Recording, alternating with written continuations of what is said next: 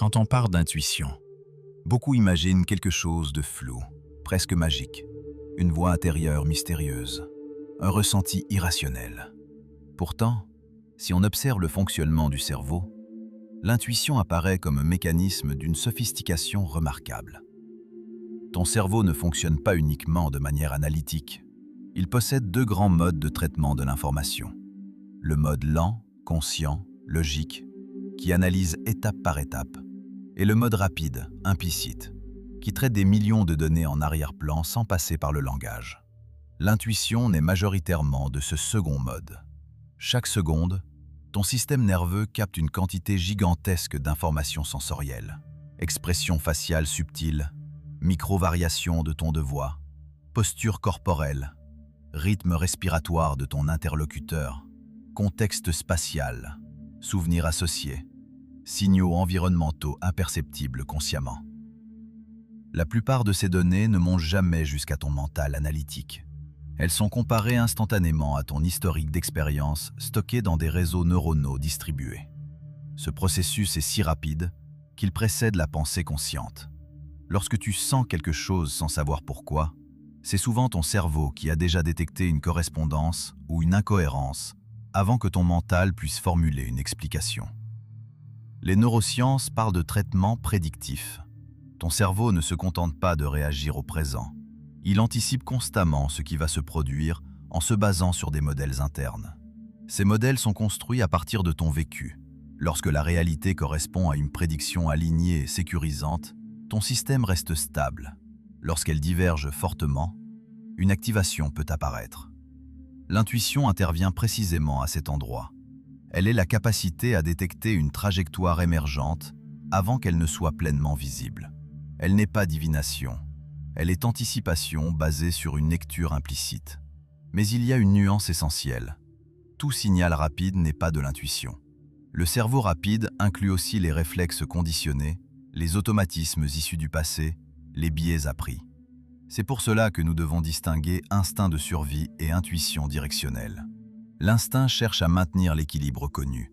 L'intuition peut indiquer un mouvement vers un nouveau standard, une nouvelle correspondance. Les deux émergent du traitement rapide, mais ils n'ont pas la même finalité. L'un protège la structure existante, l'autre détecte une configuration plus alignée. Un autre élément clé entre en jeu: la cohérence physiologique. Lorsque ton cœur, ton système nerveux autonome et ton cortex préfrontal sont en synchronisation, ton accès aux informations implicites devient plus clair. La variabilité cardiaque, qui mesure l'adaptabilité de ton système nerveux, joue ici un rôle central. Un état de cohérence cardiaque favorise la communication entre les centres émotionnels et les centres décisionnels du cerveau. Dans cet état, l'intuition n'est pas brouillée par la panique ou la rumination. Elle apparaît comme une direction stable. Maintenant, élargissons la perspective. Si l'on considère la réalité à travers le prisme de la physique moderne, la matière n'est pas une entité solide et indépendante. Elle est l'expression d'interactions énergétiques dans des champs fondamentaux. Avant qu'une particule ne soit localisée, elle existe sous forme de potentialité. Cela signifie que l'information précède la forme. Ce principe est fondamental pour comprendre le lien entre intuition et saut quantique. Ton corps lui-même est un système électromagnétique. Ton cœur génère un champ mesurable autour de toi. Ton cerveau émet des ondes électriques. Tes cellules communiquent par des signaux bioélectriques. Tu n'es pas seulement une structure chimique, tu es une organisation énergétique. Lorsque tu entres dans un état émotionnel particulier, tu modifies littéralement ton état électrophysiologique. Cette modification influence la manière dont tu perçois, interprètes et sélectionnes des informations dans ton environnement. Dans cette perspective, l'intuition peut être comprise comme une lecture de résonance. Lorsque ton état interne entre en correspondance avec une potentialité externe, tu ressens une forme d'alignement. Pas nécessairement du confort, mais une justesse directionnelle. C'est comme si ton système reconnaissait une configuration compatible avec ce que tu es en train de devenir. Ce n'est pas que tu captes un futur figé, c'est que tu détectes une trajectoire alignée avec ta signature énergétique actuelle ou émergente.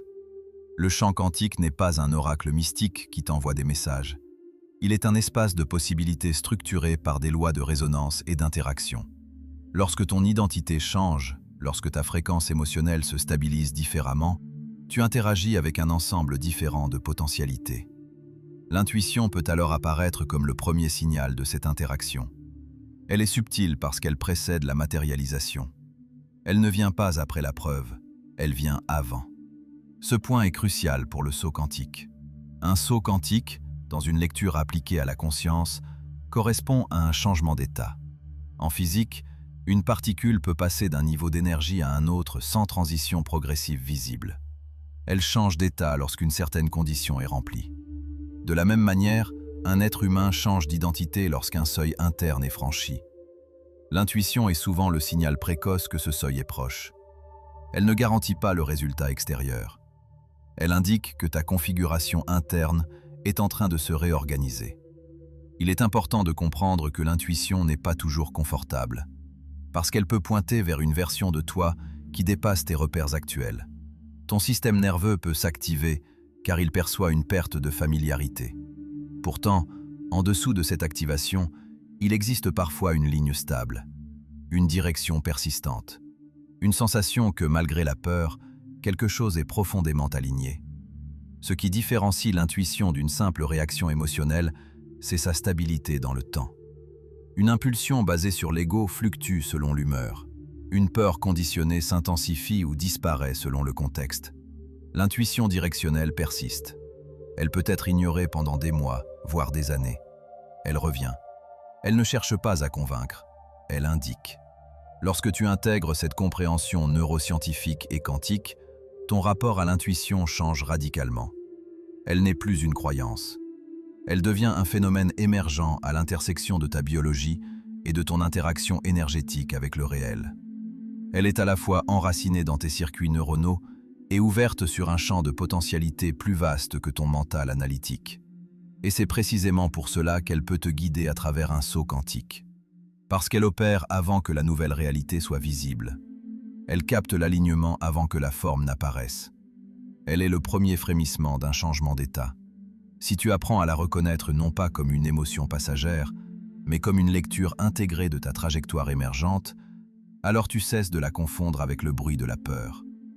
Tu commences à l'utiliser comme une boussole, non pas pour éviter l'inconnu, mais pour traverser consciemment la transformation.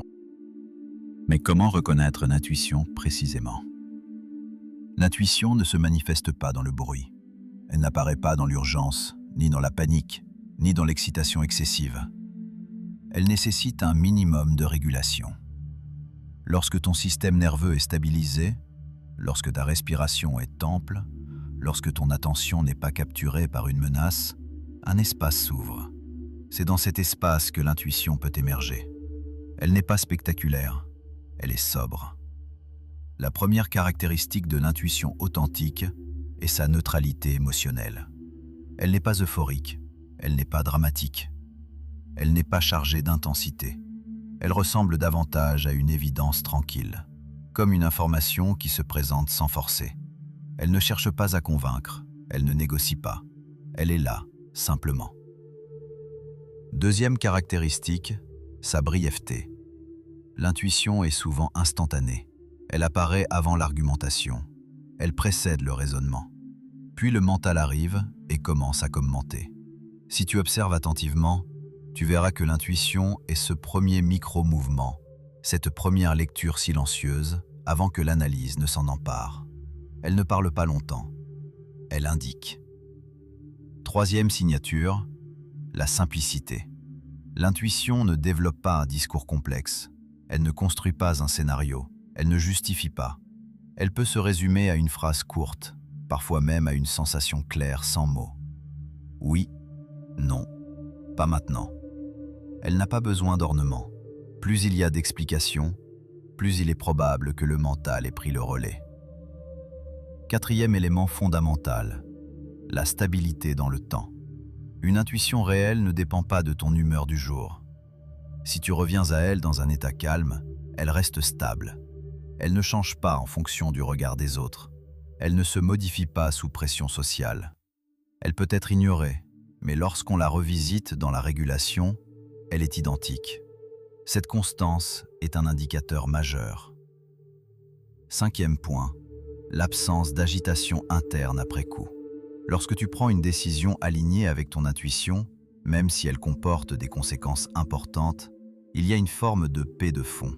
Pas nécessairement du confort, mais une absence de lutte interne. À l'inverse, une décision prise contre ton intuition génère souvent une rumination persistante, comme si une partie de toi savait que quelque chose a été contourné. L'intuition est également indépendante de l'ego. Elle ne cherche ni validation ni reconnaissance. Elle ne flatte pas ton image. Parfois, elle te dirige vers un choix plus discret, moins impressionnant extérieurement, mais plus aligné intérieurement. Elle n'est pas orientée vers le paraître, elle est orientée vers l'intégrité. Un autre aspect essentiel est la sensation corporelle associée. Non pas une tension, non pas une montée d'adrénaline, mais une sensation d'alignement global, comme si ton système entier te disait que c'est juste.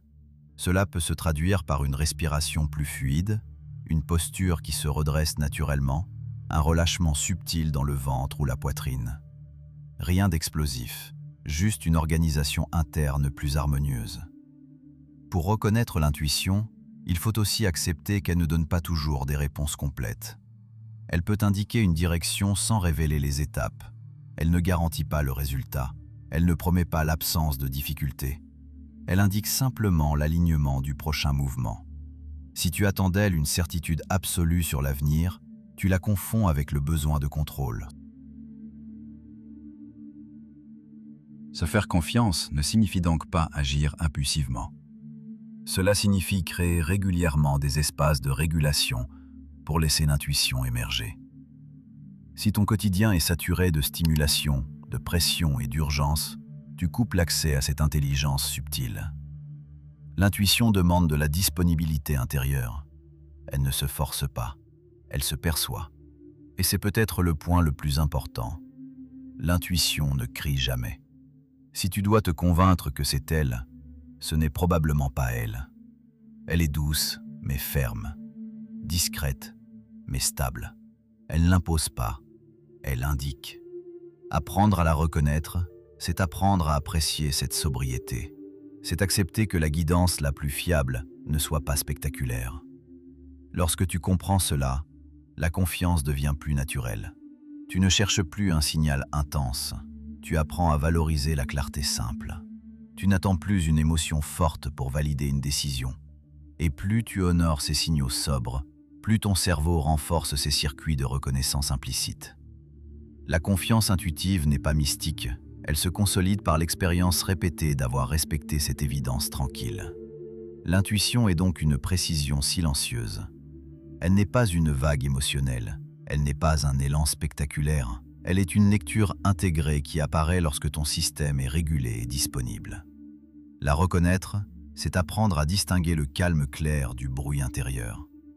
Et se faire confiance, c'est choisir d'honorer cette clarté, même lorsqu'elle est simple, même lorsqu'elle est discrète, même lorsqu'elle ne promet rien d'autre qu'un alignement immédiat.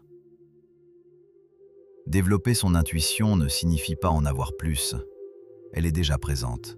Ce qui manque, ce n'est pas l'intuition, c'est l'espace pour l'entendre et la confiance pour la respecter. La première étape n'est donc pas d'ajouter une technique, mais de retirer le bruit. La base absolue est la régulation. Un système nerveux chroniquement stimulé n'a pas accès à la finesse. Si ton quotidien est rempli d'écrans, d'urgences, de notifications, de pression mentale, ton cerveau fonctionne en mode survie légère permanente. Dans cet état, la cognition rapide est dominée par les réflexes conditionnés. L'intuition demande un minimum de calme physiologique. Cela signifie créer volontairement des moments sans stimulation, marcher sans téléphone, respirer lentement quelques minutes, rester assis sans distraction. Ce n'est pas spirituel, c'est biologique. Plus tu régules ton système, plus l'information devient accessible. La deuxième étape est de ralentir la prise de décision. L'intuition apparaît avant l'argumentation, mais elle disparaît si tu passes immédiatement en analyse excessive. Lorsque tu es face à un choix, au lieu de chercher tout de suite des raisons, prends quelques secondes dans le silence. Observe la première lecture intérieure, sans la commenter. Ce moment est essentiel. Plus tu l'entraînes, plus tu reconnais la différence entre la première évidence et le discours mental qui suit. La troisième étape est de développer la sensibilité aux marqueurs somatiques. Ton corps encode les expériences sous forme de signatures physiologiques. Pour développer ton intuition, tu dois être attentif aux micro-variations internes dans un état calme. Pas les grandes émotions, les signaux subtils. Une respiration qui se fluidifie, un espace qui se crée dans la poitrine, une sensation de stabilité. Plus tu apprends à identifier ces micro-ajustements, plus tu distingues la guidance interne réelle de l'agitation émotionnelle. La quatrième étape est de vérifier la stabilité dans le temps. Une intuition authentique résiste à la pression extérieure. Si tu reviens à une décision dans plusieurs contextes différents et que la réponse est identique, tu renforces ta confiance. Ce processus est crucial. La confiance intuitive ne vient pas d'un acte de foi. Elle vient de l'expérience répétée que cette lecture interne est stable et cohérente. Un conseil est de s'entraîner à se reconnecter à son intuition en commençant petit. Beaucoup veulent tester leur intuition sur des décisions majeures. C'est une erreur. Développer son intuition, c'est d'abord l'utiliser dans des choix à faible enjeu. Quel rendez-vous accepter? Quel message envoyer? Quelle tâche prioriser aujourd'hui? Chaque fois que tu respectes une lecture calme et que tu observes le résultat, ton cerveau enregistre la fiabilité de ce circuit. La confiance se construit par accumulation. Suivre son intuition demande aussi d'accepter l'incertitude. L'intuition ne donne pas de garantie. Elle ne promet pas que tout sera facile. Elle indique simplement la cohérence du prochain pas. Si tu attends une sécurité totale avant d'agir, tu resteras bloqué dans l'analyse. Suivre ton intuition signifie accepter que la clarté porte sur la direction, pas sur le résultat. Il est également important de distinguer suivre son intuition et agir impulsivement. L'impulsion est chargée d'émotions et cherche une résolution rapide. L'intuition n'est pas une émotion, elle est calme et elle peut attendre. Si une décision doit être prise immédiatement sous pression, il est probable que tu n'aies pas accès à ton intuition. Apprendre à dire « je te réponds plus tard » est parfois un acte de maturité intuitive. Car chaque fois que tu ignores volontairement une évidence calme par peur du regard des autres ou par besoin de validation, tu affaiblis la confiance interne. Chaque fois que tu l'honores, même discrètement, tu renforces ton axe. L'intuition est liée à l'alignement personnel. Plus tu vis en cohérence avec tes valeurs réelles, plus elle devient accessible. Enfin, développer son intuition implique d'accepter qu'elle puisse parfois te conduire à des expériences inconfortables mais structurantes. Elle ne sert pas à éviter toute difficulté. Elle sert à maintenir ton alignement et à t'expanser. Lorsque tu comprends cela, tu arrêtes d'évaluer ton intuition uniquement à travers le prisme du résultat immédiat. Tu l'évalues à travers la qualité de ton évolution intérieure. Suivre ton intuition, en définitive, ce n'est pas devenir mystique. C'est stabiliser ton système suffisamment pour entendre la lecture implicite de ton propre cerveau. Et c'est avoir le courage tranquille d'honorer cette lecture, même lorsque personne d'autre ne peut la voir. Plus tu développes cette relation, plus tu arpentes le chemin qui te correspond vraiment. Moins dispersé, moins forcé, tu n'agis pas plus, tu agis plus juste. Et c'est cette justesse répétée qui, progressivement, transforme ton évolution en processus naturel plutôt qu'en lutte constante. Merci de m'avoir écouté.